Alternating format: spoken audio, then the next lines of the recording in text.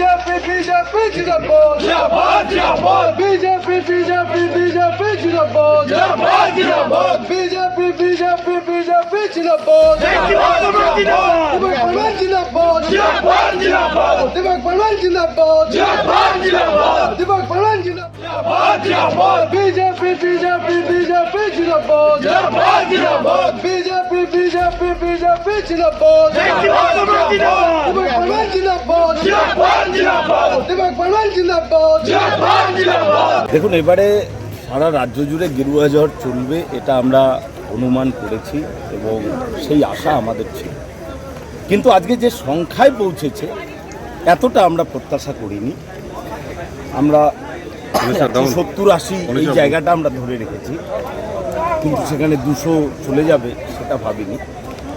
এর জন্য আমি পশ্চিমবঙ্গের সকলকে, সর্বস্তরের জনগণকে আমি ধন্যবাদ জানাবো। তারাও যে ঐক্যবদ্ধ হতে পারে এটা তারা দেখি।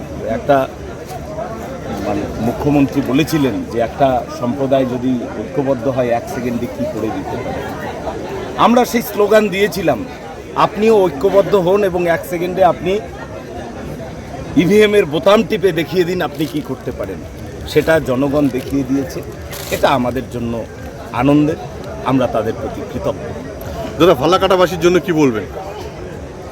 তাদেরকে বলবো এই জয় সর্বস্তরের ফালাকাটাবাসীর জয়, তাদেরকে আমি প্রণাম জানাই এবং একই সঙ্গে তাদের সকলের কাছে আমার অনুরোধ, আপনারা ফালাকাটার সুস্থির পরিস্থিতি বজায় রাখুন, আনন্দ করুন, কিন্তু সেই আনন্দ কারণ নিরানন্দের কারণ না। আচ্ছা, দীর্ঘ